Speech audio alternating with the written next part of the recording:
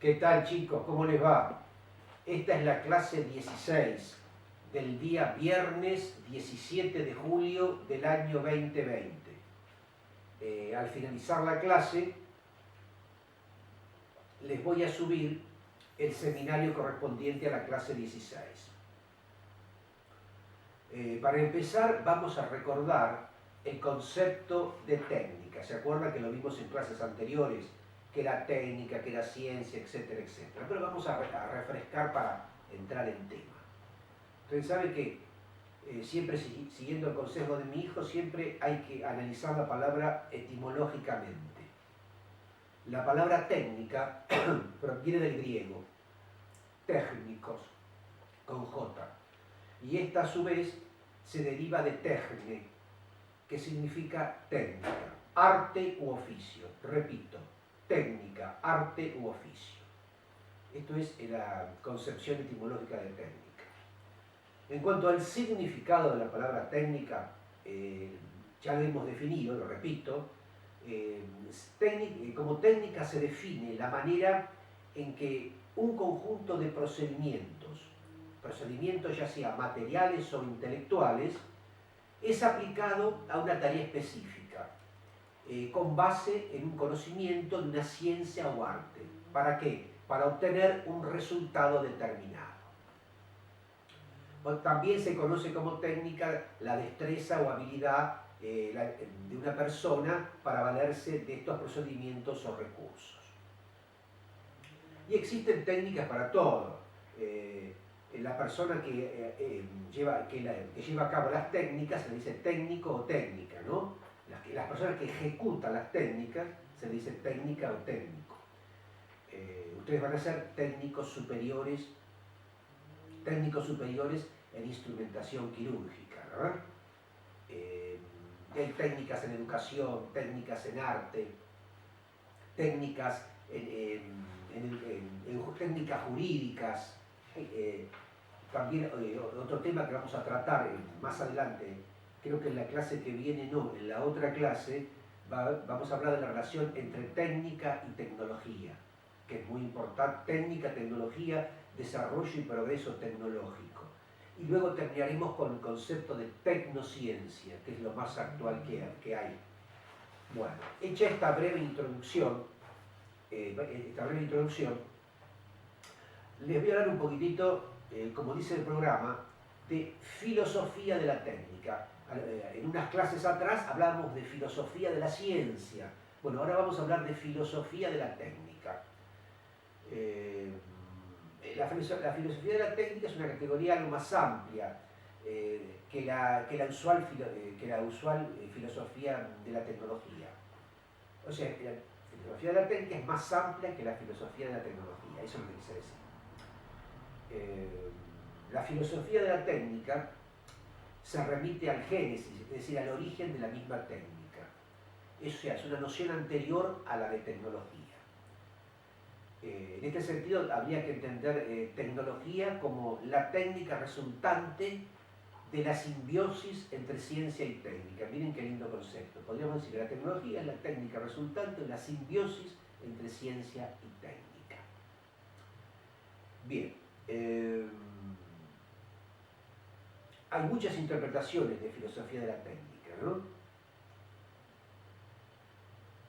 Para Gilbert Simondon, que es un filósofo francés, dice que es conveniente usar el término de etimología, le gusta usar la palabra tecnología, que significa estudio o conocimiento de la técnica. De este modo, técnica y tecnología no son nociones de una misma clase. Tecnología sería el estudio de las técnicas. Sostiene este señor Simondon que la filosofía debe fundar la tecnología, que es el ecumenismo de todas las técnicas, porque para que las ciencias y la ética puedan encontrarse en la reflexión, hace falta una unidad de técnica, una unidad de las técnicas. Por eso se habla de ecumenismo de todas las técnicas, reunión de todas las técnicas. repito, es decir, que la filosofía necesita de la unidad de las técnicas. La tecnología, y también la tecnología se necesita para reflexionar sobre las ciencias y sobre la ética. La filosofía de la técnica incluye también la reflexión sobre la tecnología en tanto estudio de todas las técnicas. Bien, hace poco, estamos en el año 2020, a principio de año falleció en los Estados Unidos Mario Bunge, un argentino brillante que vivía en Canadá, en Montreal. Él era físico, filósofo y epistemólogo. Tiene libros publicados de reconocimiento mundial, internacional. Y él pronunció una conferencia en Montreal, en Canadá, sobre la filosofía de la técnica. Entonces a mí me pareció oportuno leerle estas palabras de Mario Bunge, leer estas palabras de Mario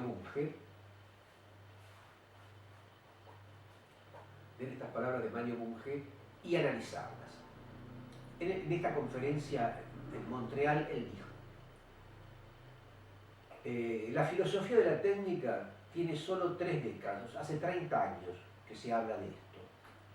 De modo que es la rama más joven de la filosofía. Repito, la filosofía de la técnica tiene 30 años, la rama más joven de la filosofía. Sus complementos son sus hermanas mayores. ¿Quiénes son sus hermanas mayores? La historia y la sociología de la técnica. Estas 3 ramas son valiosas entre sí y también porque ayudan a la estadística y al ciudadano a elaborar políticas de desarrollo y control de la técnica.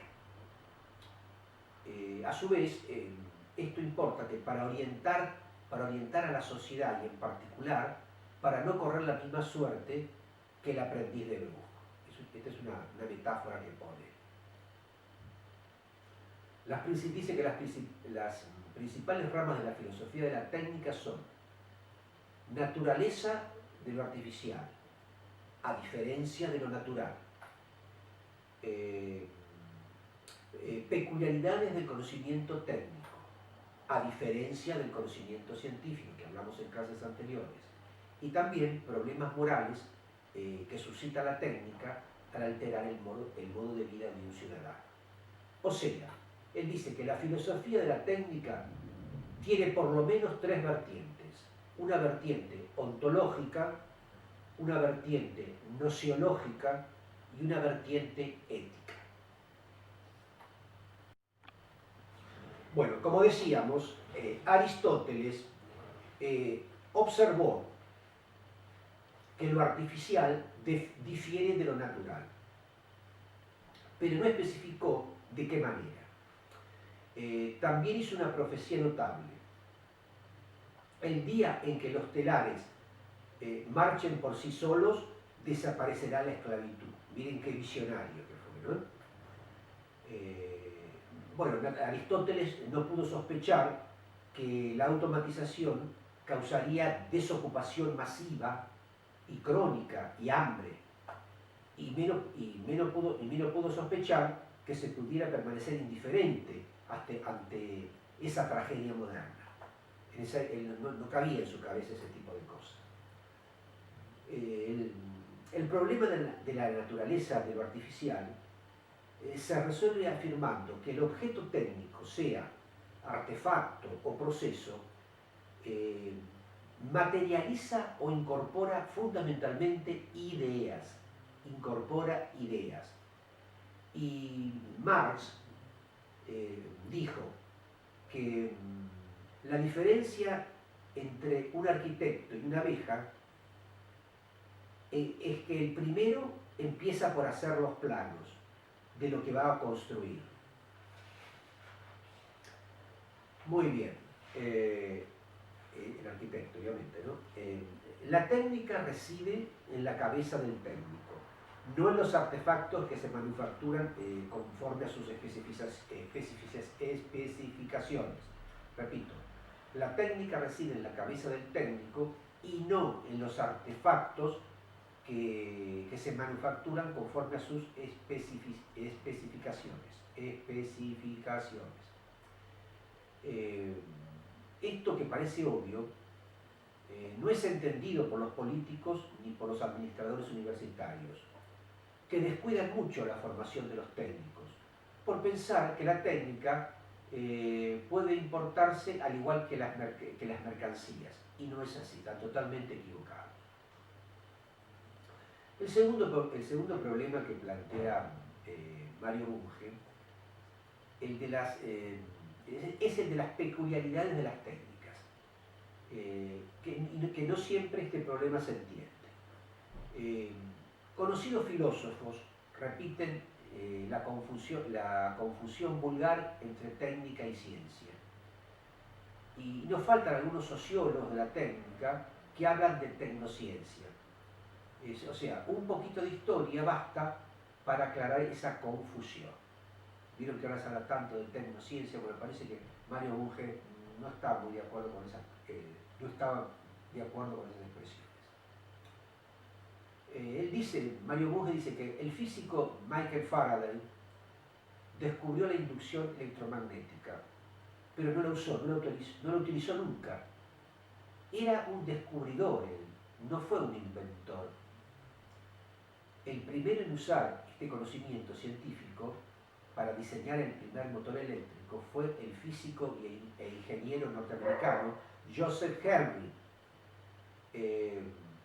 Ese sí aprovechó todo ese descubrimiento. Y el físico teórico James Maxwell predijo la existencia de ondas electromagnéticas. Y el físico experimental Hertz las produjo por primera vez. Pero el que puso en práctica este descubrimiento al inventar la radio fue el ingeniero y empresario Guglielmo Marconi. Fíjense cómo Marconi utilizó todos los descubrimientos de sus predecesores. El proceso de formación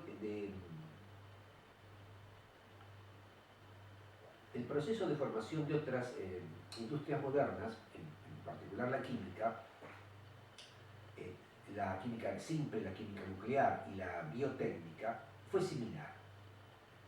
En todos estos casos, el flujo principal fue el siguiente: ciencia o técnica, técnica o industria. Muy bien. Este hecho refuta la tesis pragmática de que en el comienzo fue la acción. Más bien, en este caso en particular, tiene relación el Evangelio, según San Juan. En principio fue el verbo. La moraleja es obvia. Si se quiere una industria innovadora, se debe fomentar la técnica, que a su vez requiere investigación científica original. Siempre, como decíamos en las primeras clases, se retroalimenta.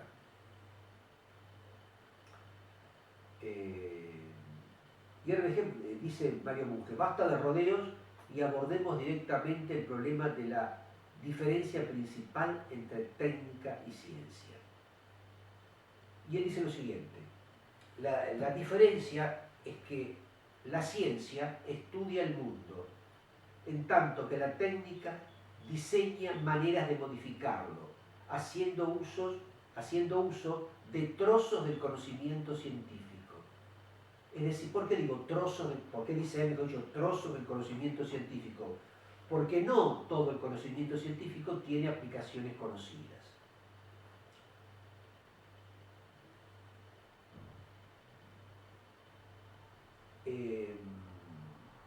Por ejemplo, él usa una palabra, Bunge, de diseño, ¿verdad? Y dice, el alfarero diseña nuevos jarrones que su aprendiz lleva al horno.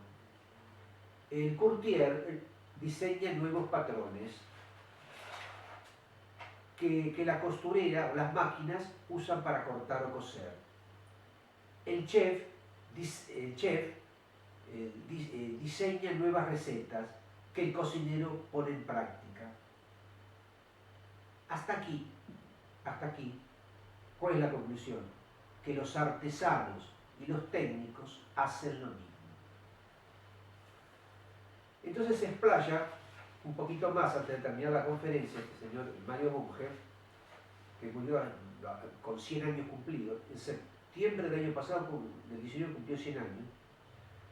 Habla un poquito del concepto de conocer, diseñar y hacer. La gran diferencia entre técnicos y artesanos aparece en el siglo XVII, cuando los ingenieros empiezan a aplicar descubrimientos científicos los más recientes. A partir de entonces, el técnico ya no opera por ensayo o error, sino que el técnico planea y calcula. Otro tanto sucede lo mismo tres siglos después con la biología en relación con la agronomía y la biología en relación con la agronomía y la veterinaria y también las aplicaciones industriales de la biología molecular. Entonces podríamos decir, ¿cuál es la consigna primera de toda la consigna de toda técnica moderna? ¿Cuál es la consigna de toda técnica moderna? Primero hay que conocer científicamente, después diseñar y finalmente hacer. Ya ensayo o error, eso ya está en el olvido porque no sirve. Ahora vamos a hablar un poquito de la tecnoética. Dice Bunge, la tecnoética es el estudio ético de los problemas sociales que plantea el avance técnico. Estos problemas no nacieron ahora, nacieron a mediados del siglo XVIII con la Revolución Industrial. Pero la humanidad no se dio cuenta sino hasta el siglo siguiente. Y no llegaron al público, masivamente al público, no llegaron a la conciencia pública, podemos decir, sino hasta 1960. Los problemas principales, ¿cuáles son? La desocupación técnica, la alienación y el deterioro ambiental. Hoy en día, desocupación técnica en el mundo en cualquier cantidad, y más aún con esta pandemia que estamos viviendo. Alienación, todos vivimos alienados, enloquecidos, corriendo de un lado para otro, de un trabajo para otro. Alienados. Y también habla del deterioro ambiental. Todos sabemos de la contaminación del medio ambiente, ¿no? Que se está luchando y se ponen bolsas de distintos colores para que los residuos vayan donde corresponde. Se trata de educar a la gente de no tirar sus desechos en el piso, en la calle, sino ponerse en una bolsa y ahí al tacho de basura. En las playas y en las montañas se le dice que toda la basura que trae llévesela en una bolsita, etcétera, etcétera, etcétera. Y para terminar esta charla, Mario Bunge habló de problemas sociales y morales. Mario Bunge habló de problemas sociales y morales.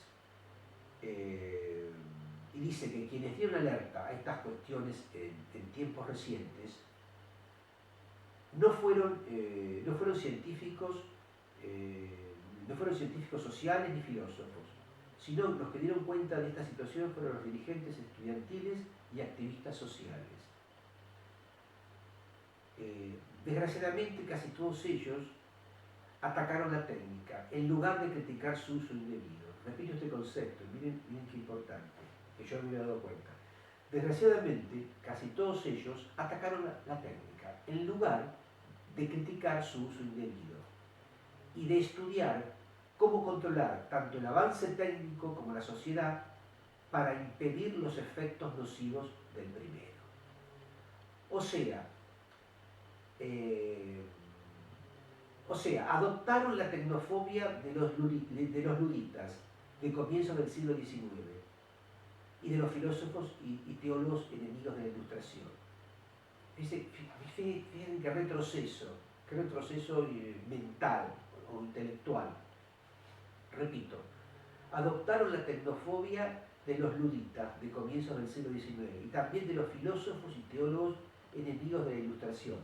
Fíjense, a pesar de ser filósofos y teólogos, qué ignorantes que eran, porque estaban enemigos de algo tan maravilloso como fue la Ilustración, ¿no? Todo lo que nos trajo la Ilustración y avance en el mundo. Y es aquí donde el filósofo de la técnica puede ayudar a resolver un problema social candente. Puede hacerlo al recordar dos puntos. Primero, aunque la técnica moderna se basa en la ciencia, no es idéntica a esta. Repito, primero, aunque la técnica moderna se basa en la ciencia, no es idéntica a esta. Esto es un concepto muy importante. Y segundo, no estamos destinados a beneficiarnos ni a perjudicarnos con ninguna creación humana. Segundo, repito, no estamos destinados a beneficiarnos ni a perjudicarnos con ninguna creación humana. El que ocurra lo primero o lo segundo depende de quién. ¿Y a ustedes qué les parece? Repito la pregunta. El que ocurra lo primero o lo segundo, ¿de quién depende de quién? Bueno, yo le respondo, a ver si coinciden igual que yo. Depende exclusivamente de nosotros mismos. Bueno chicos, ahora yo les voy a subir un seminario con los temas técnica, significado de la técnica, filosofía de la técnica y también la conferencia de Mario Bunge sobre filosofía de la técnica pronunciada en Montreal, Canadá, antes de morir. Y bueno, en la clase que viene ya seguiremos tratando otros temas como ciencia, técnica, tecnología y un montón de cosas más. Bueno, será hasta la próxima clase.